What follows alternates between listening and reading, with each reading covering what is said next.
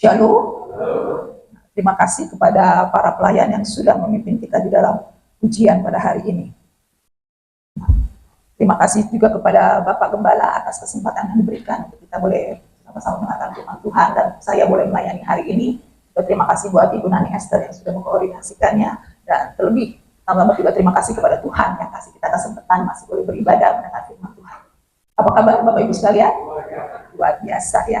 Hari ini tema yang diberikan kepada saya berjudul maksud Allah memilih kita ya. Maksud apa sih maksud Allah memilih kita? Nah, bila ada apa tujuan Allah memilih kita?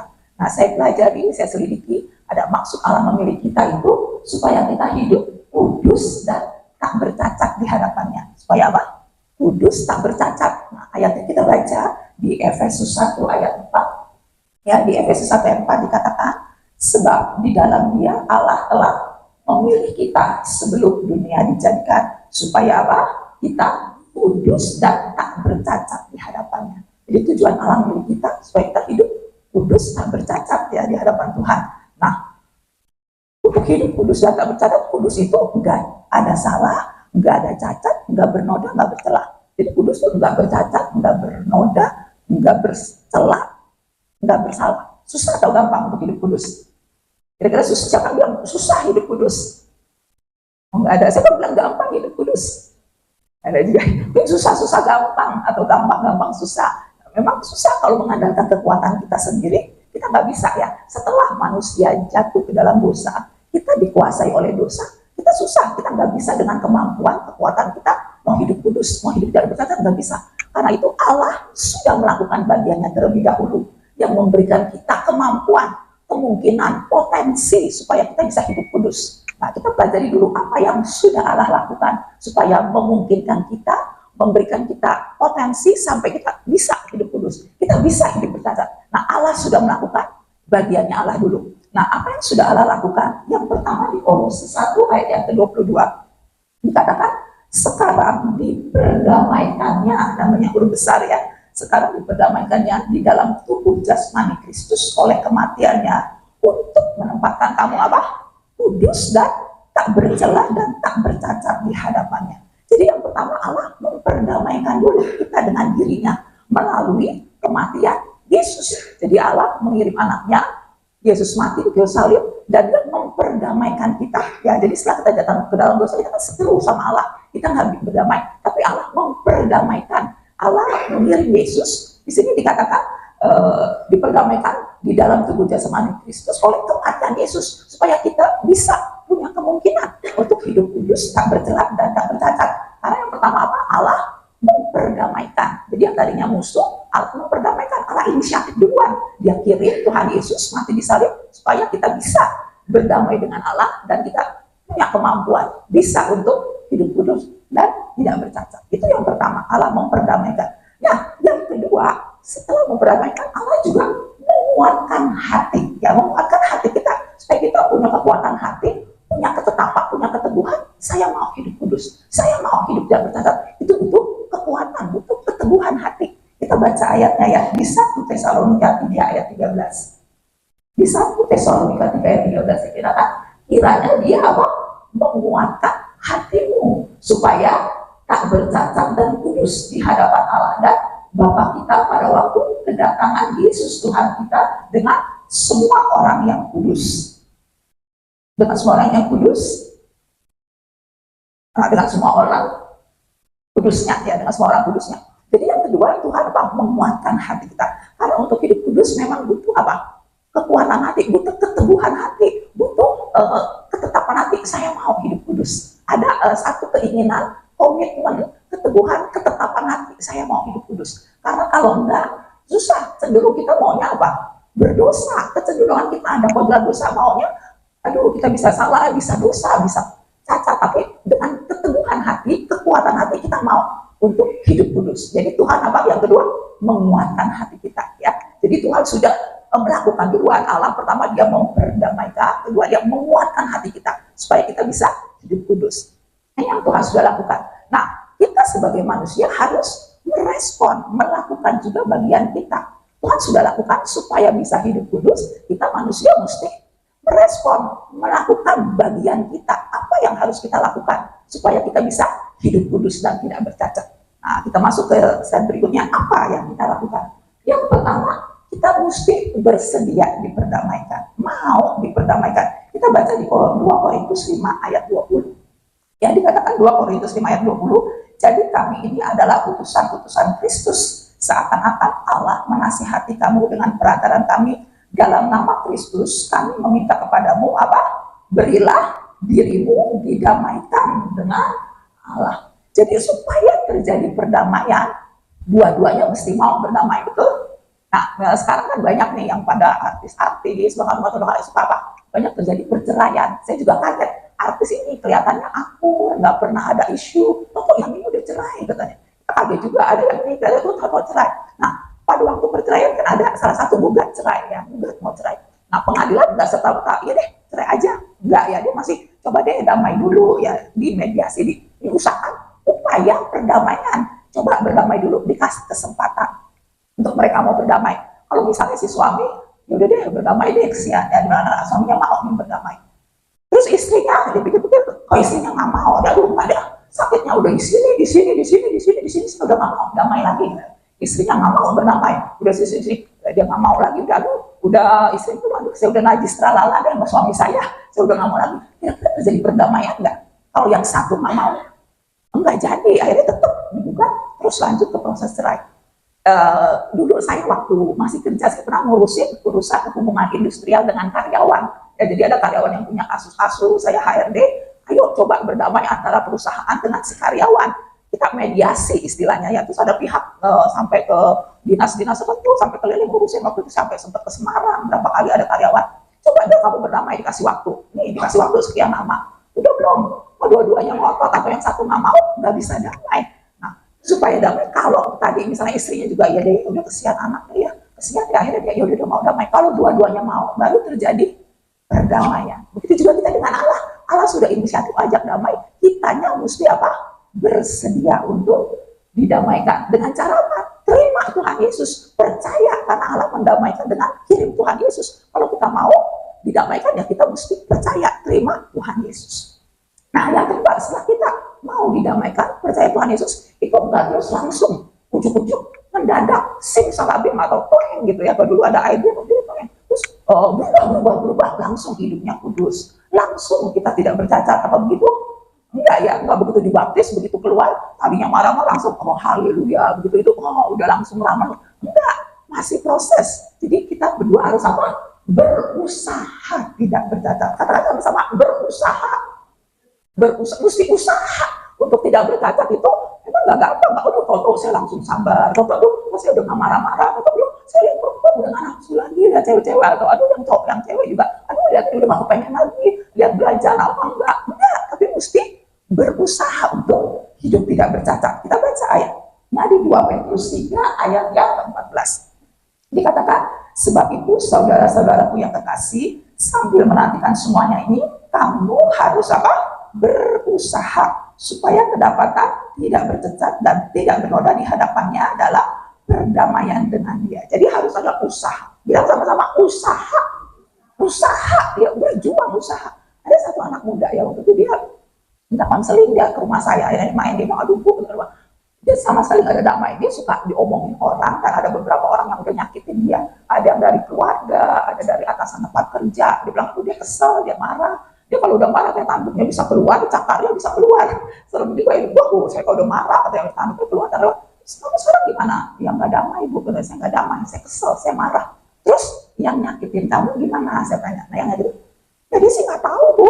Dia nggak tahu kalau dia udah nyakitin saya. Terus ya dia senang aja, dia happy, dia enjoy, dia makan, dia nggak tahu. Terus kamu, ya saya aja yang kesel sendiri. Kamu rugi nggak? Ya rugi sih, Bu. Katanya saya rugi. Ya udah, sekarang kamu belajar untuk berbesar hati, ya doa, minta pertolongan Roh Kudus, ampunin, sebelum nggak usah disimpan benci, kesel, marah, ya udah ampunin. Gimana kalau enggak, dianya senang-senang, kamu yang kesel, yang marah, yang sakit hati, yang nggak suka cita, sayang badan kamu, sayang dia, iya ya betul ya, puji Tuhan sih. Akhirnya setelah itu dia beberapa kali telepon, terus dia minta ketemu lagi, Bu sekarang jauh Bu, setelah saya ketemu. Saya pikir ya benar juga ya, katanya, ngapain saya simpen dendam, saya senang kesel, akhirnya dianya senang, saya yang kesel sendiri. Akhirnya sekali bilang, sekarang hidup saya jauh lebih enteng, dan saya udah jauh lebih enak. Jadi ya mesti berusaha. Kalau gagal belum bisa ngampunin, ya besok coba lagi. Gagal belum bisa sabar, ya besok coba lagi. Gagal belum bisa apa yang kita belum bisa nggak bohong, belum bisa jujur, besok coba lagi, harus berusaha ya. Nah, setelah berusaha kita harus apa?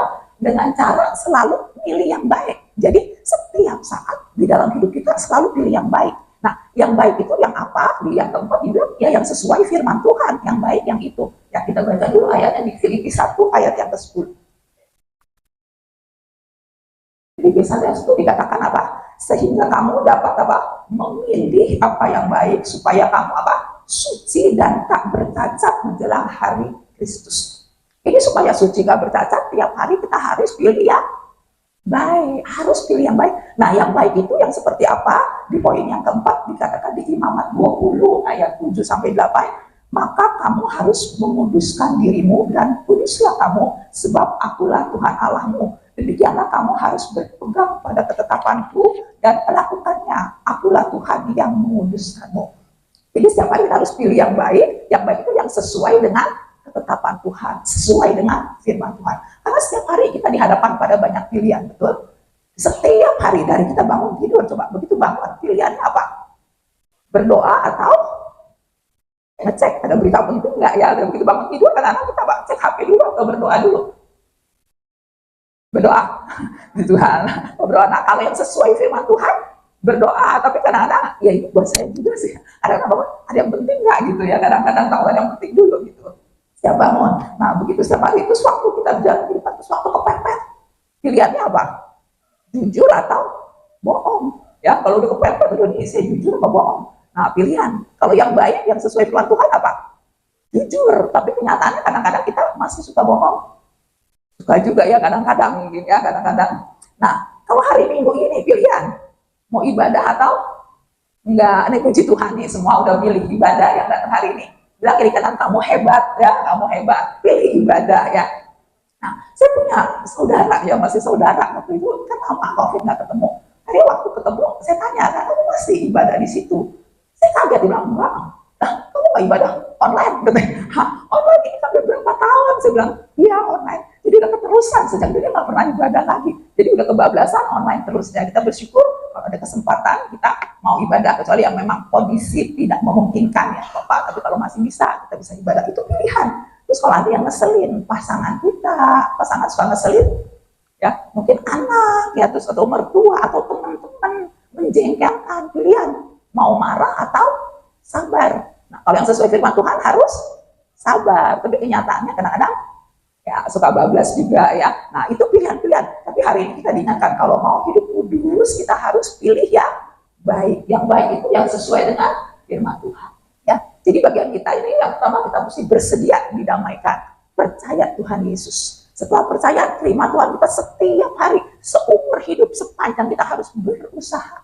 Berusaha untuk hidup tidak bercacat, usaha keras, berjuang. Dengan cara apa? Selalu pilih yang baik tiap hari. Pilih yang baik yang sesuai dengan firman Tuhan. Nah, kita masuk yang ke berikutnya, bahwa kalau kita hidup kudus bukan berarti nggak ada kesempatan untuk berdosa ya. Kalau kudus berarti nggak ada kesempatan untuk bukan. Tetapi justru waktu ada kesempatan berdosa, ada pilihan-pilihan yang dihadapkan, kita memilih untuk kita tidak berdosa. Itu hidup kudus. Waktu ada pilihan, kita milih. Tuhan, ada ketetapan hati. Kita keluarkan, Tuhan, saya mau nggak bercacat. Tuhan, saya mau kudus. Tuhan, saya milih untuk tidak berdosa. Walaupun ada kesempatan dan sepertinya kita punya alasan, tapi kita memilih untuk kudus dan tidak berdosa. Nah, karena setiap hari seperti tadi banyak kesempatan, banyak alasan seperti kita mau untuk berdosa. Nah, ada teladan yang paling sempurna untuk hidup kudus, yaitu siapa? Kristus. Kita baca ayatnya di 1 Petrus 2 ayat 21 sampai 23. Sebab untuk itulah kamu dipanggil, karena Kristus pun telah menderita untuk kamu dan telah apa? Meninggalkan teladan bagimu, supaya kamu mengikuti jejaknya. Di Tuhan Yesus sudah tinggalin teladan. Kita mesti ikutin jejaknya. Teladan apa yang Tuhan Yesus tinggalkan? Di ayat 22 dikatakan, ia tidak berbuat dosa. Itu teladan yang Tuhan tinggalin, kita mesti ikutin. Apa? Tidak berbuat dosa. Dan tipu tidak ada dalam mulutnya. Jadi enggak tipu sana ya, tipu sana, tipu sini, enggak ada tipu. Ayat 23 dikatakan, ketika ia dicaci maki, ia apa? Tidak membalas dengan mencaci maki. Kata Tuhan, kalau dicaci maki, apa? Nggak boleh balas. Gampang nggak kalau dicaci maki, nggak balas. Ya mungkin, waduh, udah seminggu, udah itu. Kadang-kadang jangan sampai belum dicaci maki, kita udah caci maki duluan. Sebelum dicaci maki, kita caci maki dulu. Kan ya, di sini udah dicaci maki, nggak balas. Kadang dicaci maki, nggak balas. Dan dia bilang, ketika menderita, ia tidak mengancam. Tetapi ia menyerahkannya kepada dia yang menghakimi. Teladan yang sempurna Kristus. Dia bilang udah tinggalin jejaknya, dia udah ada teladan. Kita mesti ikutin jejaknya untuk tidak berdosa. Waktu dicaci maki, nggak usah balas. Sekarang kita juga belajar dari beberapa tokoh Alkitab yang hidupnya tidak bercacat, tidak bercela. Yang pertama kita belajar, ada dua tokoh Alkitab yang memilih untuk hidup kudus dan tidak bercacat, walaupun ada resiko. Ya. Hidup kudus, hidup bercacat, ada resikonya, ada ya, ada beberapa kasus-kasus tertentu. Kalau kita nggak mau ikutan salah, kita nggak mau ikutan bohong, kita nggak ikutan berdosa, ada resiko. Hari ini kita belajar memilih untuk kudus dan tidak berdosa walaupun ada resikonya. Pertama, tokoh yang sangat terkenal, SMA, siapa? Sadrak, Mesak, Abednego. Kita tahu ya, mereka bertiga diancam harus menyembah patung, kalau enggak dimasukkan ke dapur api. Kita baca ayatnya di Daniel 3 ayat 17 sampai yang ke-18. Dikatakan Daniel 3 ayat 17, jika Allah kami yang kami puja sanggup melepaskan kami, maka ia akan apa? Melepaskan kami dari perapian yang menyala-nyala itu dan dari dalam tangan dia raja. Bah, kalau Tuhan sanggup, Tuhan bisa lepasin. Tetapi di ayat 18 dibilang, tetapi seandainya tidak, kalau nggak dilepasin gimana? Dia bilang, hendaklah Tuanku mengetahui ya Raja, bahwa kami apa?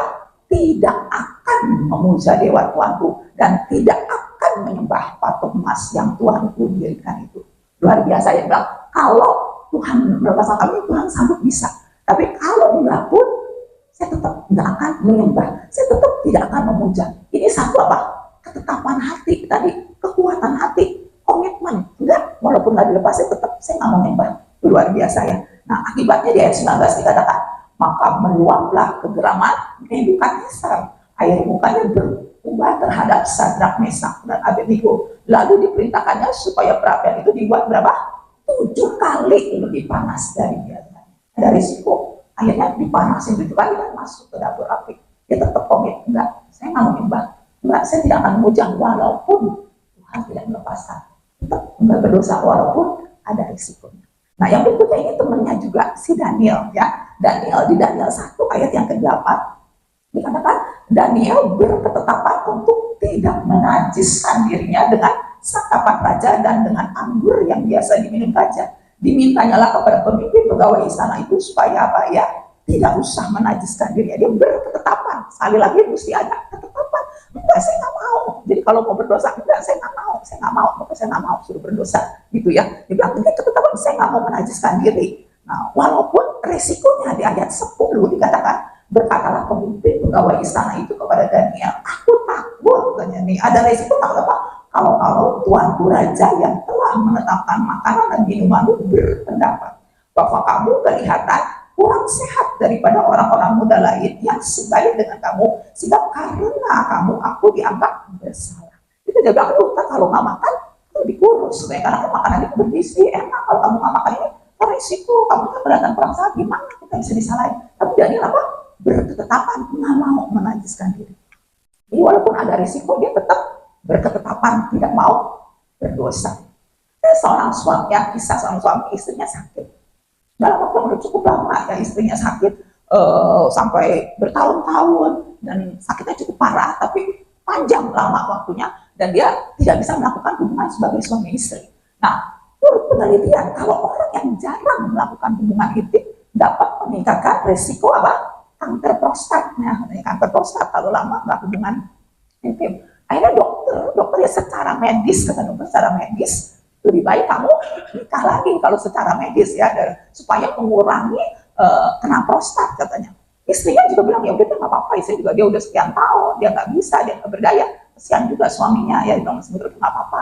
Tapi suami ini bilang enggak, saya tidak akan menikah lagi. Dia bilang enggak, saya tetap sama kamu aja, saya tidak akan menikah lagi, walaupun dia bilang ada resiko kena kanker prostat. daripada saya nikah lagi, saya menyakiti kamu, saya nyakitin kamu, kamu sakit hati, kesian udah sakit, enaknya kawin lagi. Dia bilang, ketambah shock banget. Dia bilang, terus dan saya juga dosa sama Tuhan, kalau saya kawin itu saya nanti dosa sama Tuhan. Dia bilang, saya tetap setia, dan dia nggak mau, walaupun dengan risiko. Ya dia bilang, nggak apa-apa, tapi kalau saya tetap setia, kalaupun saya sampai kena sakit kanker prostat, ya udah saya mati, saya masuk surga, saya tetap sudah tidak berkenan. Luar biasa. Nah, bapak-bapak di sini setia sama istri, karena apapun kondisinya tetap setia. Begitu juga ibu-ibu ya, ibu-ibu juga tetap setia sama pasangannya masing-masing. Jangan ada bapak-bapak ya yang istrinya masih sehat walafiat, udah cari cadangan ya. Kalau istrinya masih sehat walafiat, udah cari, udah buka cabang lagi ya istilahnya. Ada cerita ya ini, si istri curiga, dia curiga nih kayaknya suaminya ada cewek lain nih, dia curiga, namanya perempuan bisa ada feeling keenam ya. Ada juga pernah udah ini kayak dia udah dengar, cuma gimana ya caranya mau pancing suaminya supaya ketahuan, supaya ngaku. Dia pancing, dia bilang gini, apa nanti kalau saya nggak ada, tapi saya nggak ada, aduh nanti ada cewek lain ya tinggal di rumah ini, dia bilang gitu, tinggal di sini dong. Terus bapaknya apa? Waduh, ini kayaknya istrinya langsung, enggak lah mak, kan cuma kamu satu-satunya istri saya, kata dia bilang. Enggak, siapa emang enggak, kan biasanya lelaki suka gitu ya. Terus dia bilang, oh enggak, iya enggak, terus dia gimana, terus dia udah deh, nanti kalau saya nggak ada, di belakang ada cewek lain dong yang udah duduk di mobil nemenin kamu kemana-mana, duduk di depan, katanya gitu, duduk di depan nemenin kamu kemana-mana. Maksudnya, siapa nggak ada, cuma kamu yang boleh duduk di depan sama saya, nggak ada wanita lain yang boleh duduk sama saya. Oh gitu ya. Akhirnya istrinya nanya, ntar baju-baju saya tuh yang bagus-bagus, itu merek lu, kayak gitu, itu mahal-mahal lu, nggak dipakai, dia memang cewek. Dan kalau saya nggak ada nomor, istri langsung bilang suaminya, enggak, dia mah kegedean, ukurannya beda. Cewek ini langsing, kamu dia lebih langsing dari kamu, nggak bisa dipakai, bajunya kedua-duanya kegedean. Akhirnya ketahuan juga ya, keceplosan, ternyata ada yang lebih langsing malah ya, lebih langsing dari dia gitu. Jadi kita mau belajar untuk tetap setia, tetap tidak berdosa, apapun resikonya, apapun kondisinya, kita tetap memilih untuk tidak berdosa. Nah, yang berikutnya, kita juga harus tetap untuk memilih tidak berdosa, walaupun sepertinya ada alasan. Karena nggak mungkin, kita nggak boleh ya, alasan kamu berdosa karena ini nggak berdosa. Tapi sepertinya kita punya alasan untuk membenarkan diri berdosa, dan ada kesempatan untuk berdosa. Nah, ini kisahnya tentang Daud dan Saul ya. Judulnya di 1-24 itu, Daud membiarkan Saul hidup. Nah, di ayat 3 di 1-24 itu saya ceritain aja ya, kisahnya Saul dia ajak 3.000 orang mengejar mau membunuh Daud. Jadi Daud dalam posisi terjepit, 3.000 orang mengejar mau bunuh dia. Nah ini kan, dan di ayat keempat si Saul masuk ke dalam gua mau buang hajat. Jadi dalam penguburan dia mungkin kebelet ya, dia mau buang hajat, dia masuk ke gua. Ternyata waktu dia buang hajat, si Daud sama orang-orang yang ada di dalam gua di belakang dia. Jadi waktu itu orang-orang kan kesempatan banget ya, orang dibuang hajat kan nggak mau ya konsentrasi, mungkin dia juga nggak peduli ya, udah belakangnya ada siapa, Daud sama belakangnya ada orang, terus orang itu kesempatan banget untuk bunuh. Dia kan punya kesempatan untuk menghabisi, dan dia juga punya alasan sebenarnya, kalau enggak dia yang dibunuh ya kan.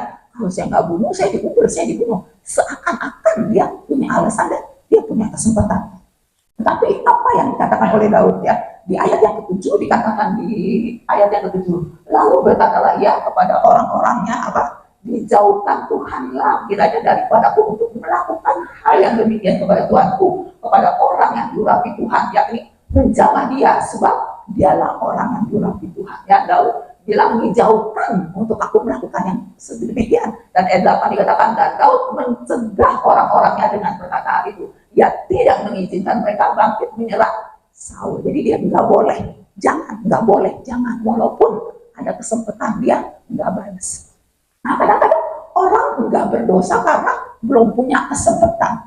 Karena emang nggak ada kesempatan untuk berdosa ya, nggak balas dendam karena kita nggak berani. Nah, gue disakitin, gue nggak berani, karena gue nggak berani, dia lebih galak ya, nggak berani, kita nggak berdaya, kita nggak punya keberanian, nggak punya kesempatan.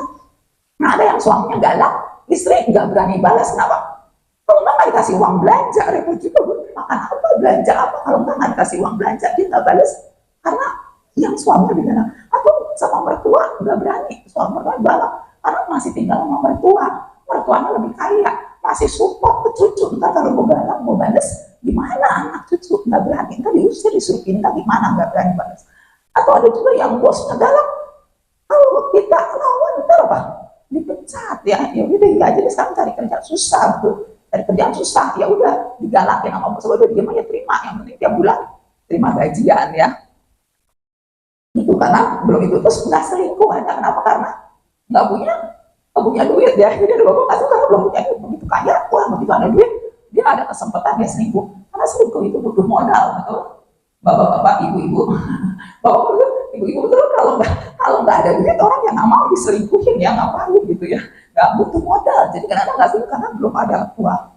Nah ada seorang istri nih, cerita istri yang soalnya galak minta ampun. Nah setiap kali diomelin, nih istri dia cuma nangis, dia masuk kamar mandi, udah dia diem aja masuk kamar, dia nggak berani lawan karena memang suami galak minta ampun. Ayo udah, satu kali begitu juga bertobat juga nih suami ya, istri juga nggak nyangka ini suami bertobat, dia nangis, dia bilang minta maaf ya mak, minta maaf, saya galak banget tiap hari gitu. Aduh selama ini saya marah, itu satu istrinya nangisnya lebih sedih, udah nangis, terus suami kita bingung, kenapa kamu nangis? Dia pasti juga minta maaf, kamu nggak pernah marah, kamu nggak pernah balas, kamu cuma kamar mandi, terus nangis, terus kamu keluar, kok kamu minta maaf? Akhirnya istri bilang, iya pak, setiap kali saya masuk kamar mandi, saya ambil sikat gigi kamu, saya gosok itu kloset pakai sikat gigi, dan saya taruh lagi di situ, katanya. Jadi saya minta maaf juga, selama ini udah pakai sikat gigi suami buat gosokin kloset ya.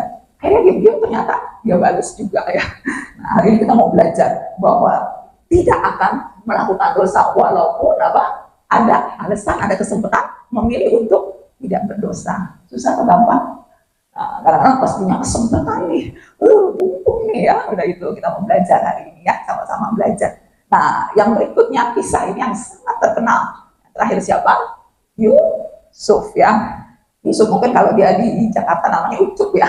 Di sini mungkin si Ucup ini ya. Ucup ini anak muda yang ganteng, kita tahu dia digoda oleh siapa? Istri Potifar ya, oleh istri dari atasannya. Nah, dikatakan di Kejadian 30 ayat yang ke-11.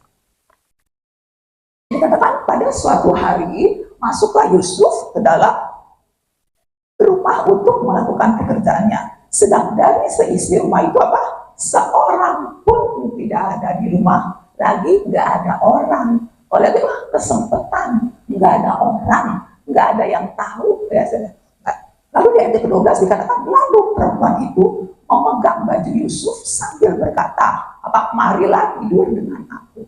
Mungkin sepertinya ada alasan, kan bukan gua yang lain, bukan saya yang mau, ini yang ngajak atasan bahwa istrinya kalau nggak mau bahaya, dia berkuasa bisa pecat loh, dan dia bisa membahayakan posisi dia. Sepertinya masuk akal kalau dia mau ya, terus nggak ada orang.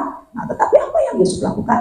Tetapi Yusuf meninggalkan bajunya di tangan perempuan itu dan lari keluar, walaupun kepepet, dia kepepet loh sama atasannya, dia sih kepepet, terus nggak ada orang udah dipegangnya, tapi dia tetap lari keluar, memilih untuk tidak berdosa, walaupun sepertinya ada alasan, kesempatan udah kepepet, udah terdesak, tetap memilih untuk tidak berdosa. Nah, karena apa? Di Kejadian 39 ayat 9, ini ayat yang sering saya bawakan dan saya sampaikan, ini luar biasa. Dikatakan di Kejadian 39 ayat 9, bahkan di rumah ini ia tidak lebih besar kuasanya daripadaku, dan tiada yang tidak diserahkannya kepadaku selain daripada engkau, sebab engkau istrinya. Nah ini kalimat yang perlu kita hafalkan, perlu menjadi pegangan kita. Dikatakan apa? Bagaimanakah mungkin aku melakukan kejahatan yang besar ini dan berbuat dosa terhadap Allah. Kita baca sama-sama yang bagi kadang mungkin ya, sambil kita boleh hafalkan ya. Jadi kalau kepepet, kalau udah dalam posisi harus memilih, kita hafalkan ayat ini sama-sama. Bagaimanakah mungkin, kita baca yang jelas supaya kita dengar dan kita hafalkan. 1, 2, 3. Bagaimanakah mungkin aku melakukan kejahatan yang besar ini dan berbuat dosa terhadap Allah. Jadi kalau udah kepepet mau bohong, ya. Gimana mungkin Tuhan, masa saya bohong dan saya berdosa sama Tuhan? Nggak mungkin Tuhan, nggak mungkin. Saya nggak akan lakukan itu. Aman, sudah nggak jadi bohong. Udah marah boleh ya, kalau sewajarnya, kalau emang di tempatnya boleh, kalau nggak kebablasan orang-orang yang kalau nggak dinasihat. Tapi kalau kita udah kepepet dan terus kita udah mau marah secara tidak wajar, marah, tahu kan, marah yang udah emosi, yang nggak wajar, yang udah mau meledak-ledak, kita ingat Tuhan, Gimana mungkin? Maksudnya marah-marah kayak gitu saya jadi nyakitin Tuhan. Saya dosa kalau marah kayak gini. Tuhan, bagaimana mungkin saya marah-marah itu saya jadi berdosa nyakitin Tuhan? Nggak mungkin Tuhan, nggak mungkin. Saya nggak mau. Stop, jangan dilanjutkan. Amin. Sama-sama usaha, ya. Sama-sama kita berusaha dan belajar. Ini ada kisah-kisah nyata saya baca di Google. Aduh, emang ini ayah kebangetan ya. Saya mau bilang, aduh, giling juga nih ayah ya. Ada seorang ayah, dia pergokin anak gadisnya VCS. Saya cari VCS apa, ada yang tahu? Video call seks. Ternyata dia video call seks gitu ya, sama melakukan.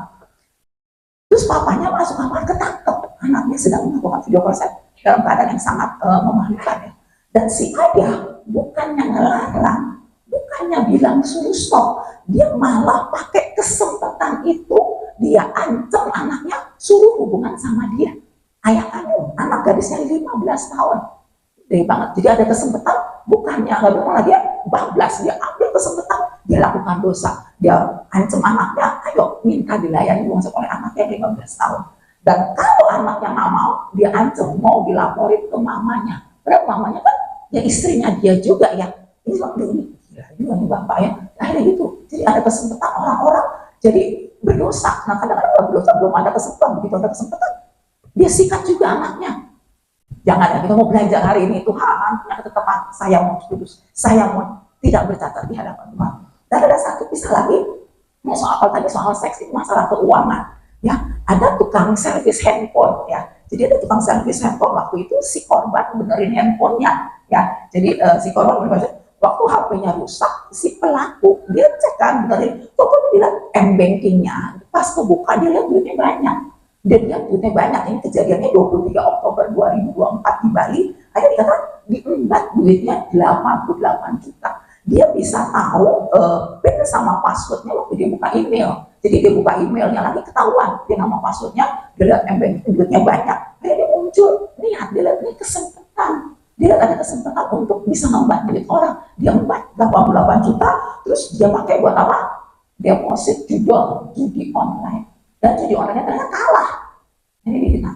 Jadi ada kesempatan disikat duit orang. Kita mau belajar, walaupun ada kesempatan memilih untuk tidak berdosa. Ada kesempatan untuk memilih enggak. Saya nggak mau. Saya tetap berusaha, berjuang, memilih yang baik, yang sesuai firman Tuhan. Sehingga kita bisa tidak bercacat dan tidak bercelah di hadapan Tuhan. Amin.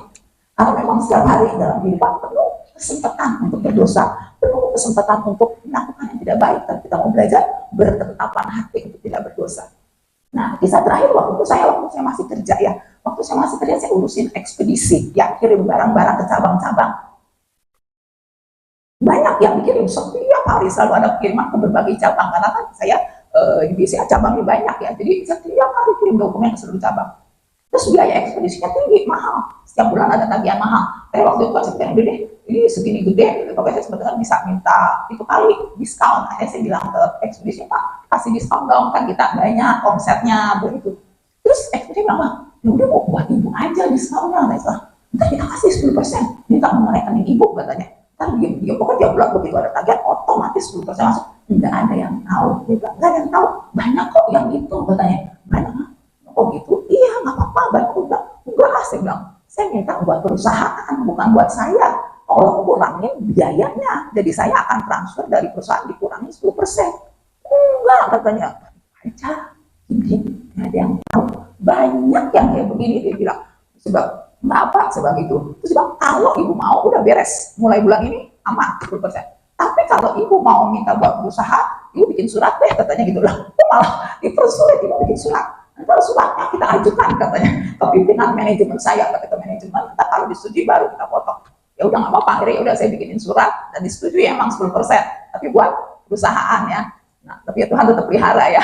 Hidup kita tetap komitmen untuk tidak berdosa. Jadi hari ini kita sama-sama belajar. Kiranya ini buat saya juga dan buat kita semua, kita belajar untuk memiliki, hari ini belajar tujuan Allah memilih kita supaya apa? Kudus, tidak bercacat, tidak bercelah, tidak berdosa. Dan kita mau memiliki ketetapan hati sama-sama. Bapak Ibu dan juga saya, kita ketetapan hati untuk komit, Tuhan saya mau kudus, mau tidak bercatat. Itu keteguhan hati kita memang, saya pokoknya mau kudus, saya mau nggak bercatat, saya mau, dan ada niat ketetapan hati. Walaupun ada resiko kalau kita tidak bercatat, kita jujur, kita benar, ada resiko, kadang-kadang orang benar juga ya. Terus walaupun sepertinya ada alasan, kalau bahasa tambah susah, dan ada kesempatan nih untuk kita lebih senang, kita lebih dapat manfaat, kita lebih baik, walaupun ada kesempatan. Tapi untuk berdosa saya tidak akan melakukan, tetap memilih untuk berdosa bercacat walaupun ada resiko, walaupun ada alasan, walaupun ada kesempatan. Setiap hari kita harus apa tadi? Berusaha untuk tidak bercacat, dengan selalu pilih yang baik, yang sesuai dengan firman Tuhan. Karena hanya orang yang kudus, hanya orang yang tidak bercacat, hanya orang yang tidak bercela yang akan masuk dalam kerajaan surga. Ayat terakhir kita baca di Wahyu 21 ayat 27. Nanti pemuji boleh saya undang untuk maju ke depan, pemusik dan pemuji. Di Wahyu 21 ayat yang ke-27, ayat yang terakhir dikatakan, tetapi tidak akan masuk ke dalamnya sesuatu yang apa? Najis, atau orang yang melakukan kekejian atau dusta, tetapi hanya mereka yang namanya tertulis di dalam kehidupan anak domba itu. Ini dari mengenai Yerusalem baru, Jadi kalau yang najis, yang melakukan keji, dusta, nggak akan masuk ke Yerusalem baru. Tetapi kita yang mau mempunyai ketetapan hati, kita bertahan, kita mau memutuskan untuk tetap hidup, tidak bercacat, berusaha, itu yang akan masuk ke dalam kerajaan surga, masuk ke Yerusalem baru. Dan kita minta kekuatan Tuhan. Tuhan sediakan kekuatan, Roh Kudus pimpin kita. Saya mau selalu tidak bercacat, tidak bernoda. Roh Kudus, Tuhan akan berikan kekuatan hati dan keteguhan untuk kita boleh melakukan hal-hal yang benar pada Tuhan, sehingga tujuan Allah memilih kita boleh tergenang di dalam hidup kita. Amin.